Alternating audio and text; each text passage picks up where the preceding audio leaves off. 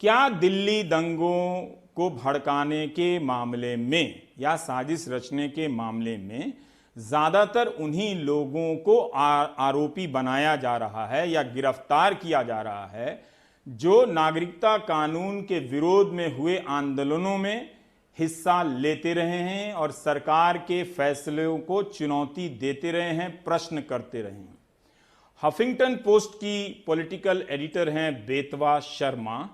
इनकी एक रिपोर्ट देख रहा था कि कैसे दिल्ली दंगों की साजिश रचने के आरोप में 27 साल की एक छात्रा सफूरा जरगर को आरोपी बनाया गया और वो 2 महीने से गिरफ्तार हैं।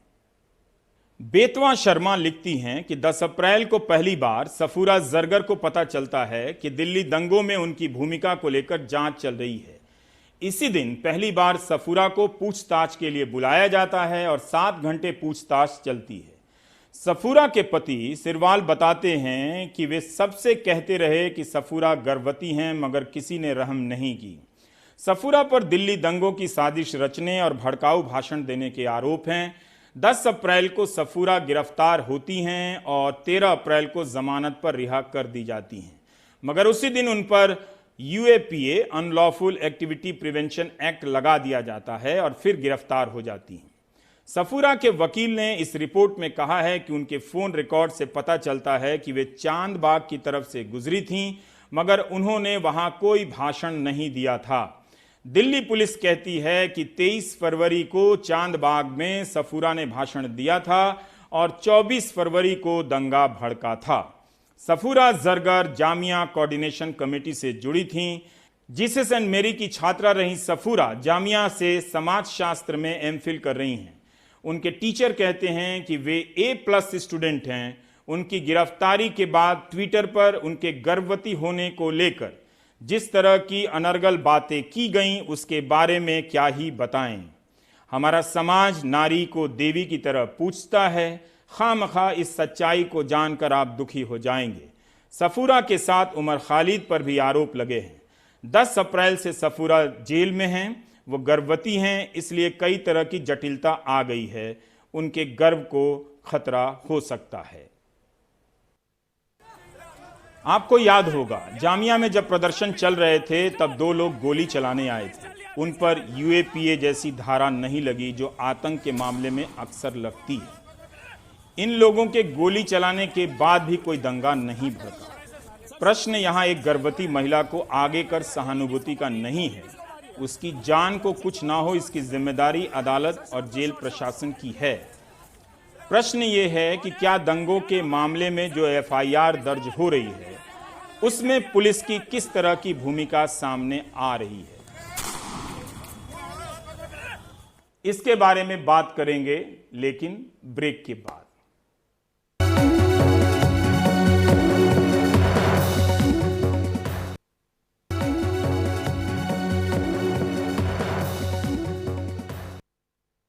सौरभ हमारे साथ हैं, जिन्होंने पिछले कुछ दिनों में लगाकर श्रीनिवासन जैन के साथ इस FIR का अध्ययन किया है। सौरभ, हम क्विंट की भी रिपोर्ट पढ़ रहे थे और हफ पोस्ट का भी तो हमने जिक्र किया ही। क्या आपको भी लगा पढ़ते समय कि ये जांच किसी खास दिशा में जाती हुई नजर आ रही है?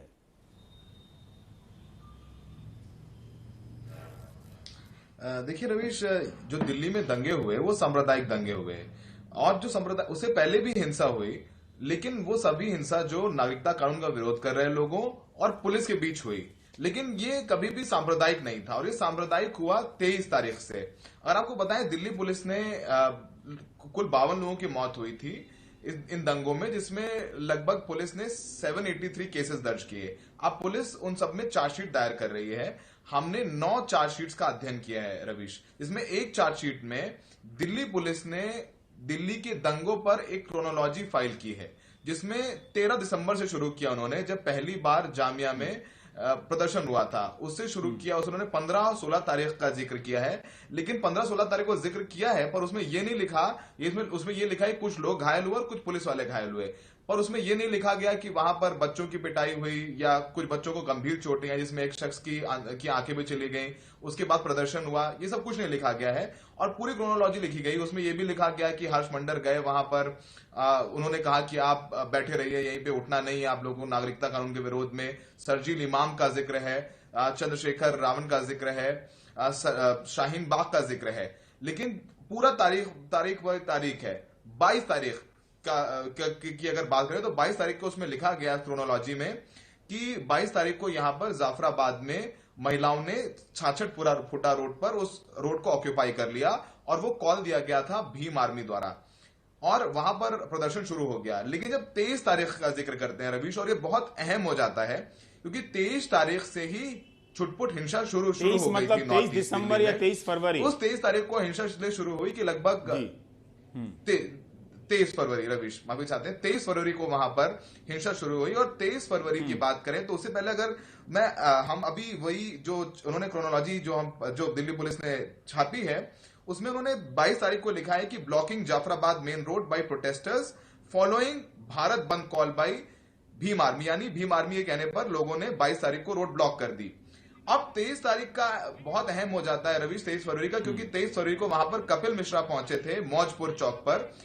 वहां पर उन्होंने प्रदर्शन शुरू किया था और उनके सामने ही दोनों तरफ से, क्योंकि अब तक जो देखिए बहुत अहम है, बार बार ये कह रहा हूं कि अब तक ये पूरा जो प्रदर्शन था वो सरकार और नागरिकता कानून के विरोध में प्रदर्शन कर रहे लोगों के बीच था, ये हिंदू मुसलमान नहीं था। लेकिन जब कपिल मैं यहाँ एक सवाल करना चाहता हूं तो वहां से उनके साथ जो लोग आए और कुछ और लोग इकट्ठे हो गए। जी जी, मेरा सवाल ये है, कपिल मिश्रा के प्रसंग पर आने से पहले, चूंकि आपने क्रोनोलॉजी की बात की और कहा कि 15 दिसंबर से ही कहानी बनाई गई है, तो उस कहानी में दिल्ली पुलिस ने क्या अपनी भूमिका के बारे में लिखा है कि जामिया के भीतर परिसर में लाइब्रेरी में हिंसा होती है?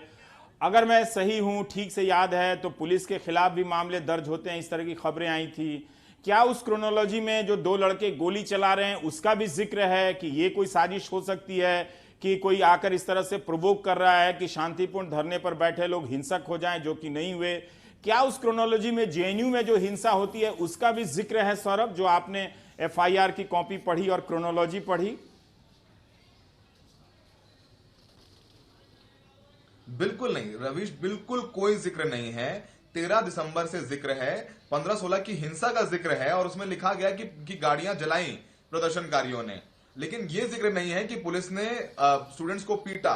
या तो आपको सीसीटीवी फुटेज तक आया था जिसमें पुलिस पिटाई करते हुए दिख रही है, और हमने उस वक्त स्टोरी भी की थी दिल्ली पुलिस की, ये बयान आया था कि हमने गोली नहीं चलाई, जबकि हमने एक फुटेज दिखाया था जिसमें दिल्ली पुलिस का एक जवान गोली चलाते हुए दिख रहा था। हमने उस जगह जाकर के ऑन स्पॉट जाकर के रिपोर्टिंग की थी एनडीटीवी ने कि यहां से गोली चलाई गई थी और ये वही जगह है। उसका भी कहीं कोई जिक्र नहीं है, जेएनयू का भी जिक्र नहीं है, ना ही उन 2 लड़कों का जिक्र है जिन्होंने एक पहले शाहीन बाग में जाके गोली चलाई थी, और ना ही दूसरे इंसिडेंट का जिक्र है जो जामिया में गोली चलाई गई थी। कहीं कोई भी जिक्र नहीं है, ना ही पुलिस की भूमिका का जिक्र है। बस उतना लिखा गया कि पुलिस वालों पर अटैक किया गया और डीटीसी की बसें जलाई गई, और उन्होंने षड्यंत्र वहां से जोड़ा है कि मतलब वहां से शुरू हुआ षड्यंत्र, दंगों को लेकर के आए।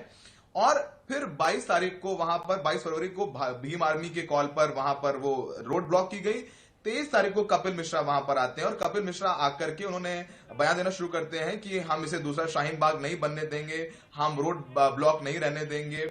और उनके वहां रहते ही सांप्रदायिक जो है नारे लगाए जाने लग गए, और दोनों तरफ से मौजपुर पर एक संप्रदाय था और जाफराबाद पर दूसरा संप्रदाय, वहीं पर उनके सामने ही पत्थरबाजी की छिटपुट घटनाएं शुरू हो जाती हैं, नारेबाजी शुरू हो जाती हैं।